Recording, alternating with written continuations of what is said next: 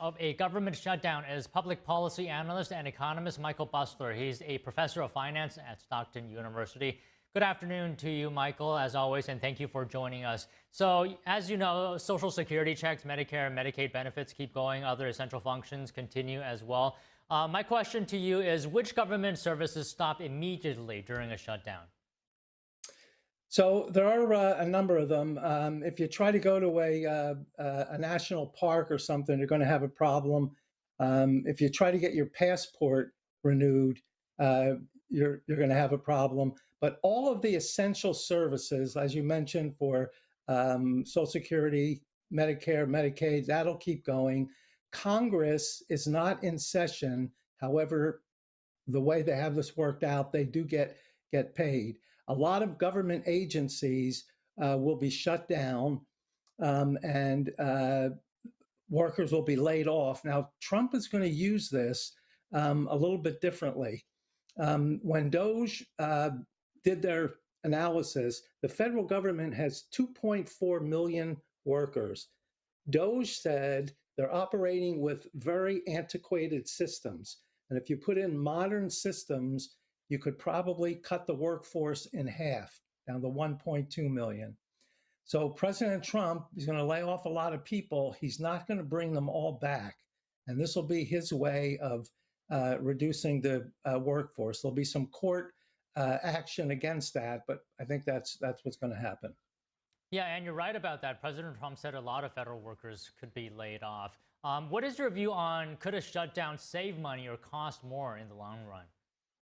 No, shutdown ends up costing money. Any way you look at it, it's costing money. The people that get laid off and are brought back do get back pay. The military won't get paid, but once this is ended, they'll get paid too. This a shutdown costs money. It doesn't save money, and there's no reason why we have this shutdown.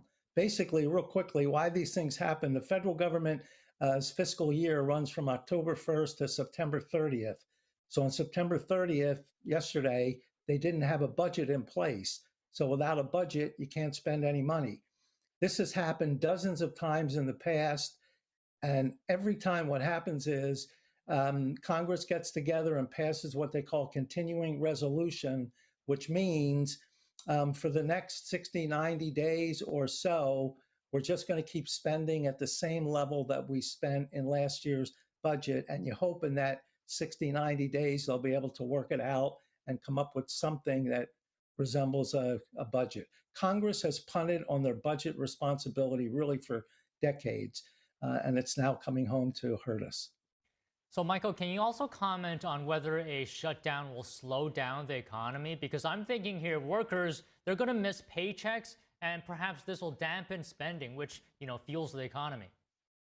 Yes. So all those people that are being laid off, whether they get their back pay eventually or not, they won't have money to spend. Now, a lot of them, in anticipation of this, save some money, knowing that a shutdown was looming, and they'll try to keep up a minimal level of consumption. But it will hurt consumption, it will hurt the economy, it will cost taxpayers, and this is something we elect officials to come up with a budget every year, and they don't do it.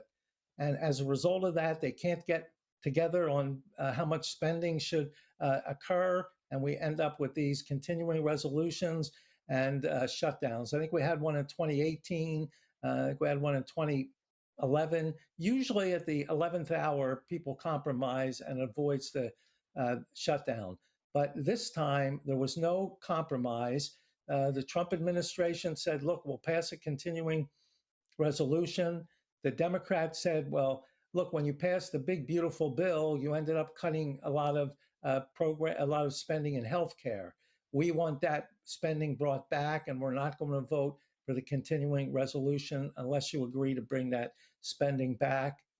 Trump and the Republicans wouldn't agree to that, and that's why we have the shutdown. Okay, so if the shutdown could potentially slow the economy due to spending concerns, could it show up meaningfully in the next quarter's GDP numbers? Will we get a dip in the GDP? It's possible, but we hope this shutdown doesn't last very long. Often they last a week. I think one lasted 3 weeks. And then when people are brought back to work, they get their back pay, so they will resume their spending. So I don't think it will have a significant negative impact on GDP growth, which is measured for the quarter. Although if you look at some data for October, retail sales or something, if the shutdown ends up lasting 2 or 3 weeks, you'll see some of those numbers go down. So can you elaborate for us, does a government shutdown hurt the economy in a constant manner as time goes on, or does the damage get exponentially worse the longer it lasts? Well, the longer it lasts, the worse it gets. You hope that it gets over shortly. The people that were laid off get their back pay and they resume their spending. But the longer it goes on, the more hardship it will cause to people, and the more harm it will cause to the economy. When we do these things, and we shouldn't do them, but when we do them, we should try to get these resolved as soon as possible.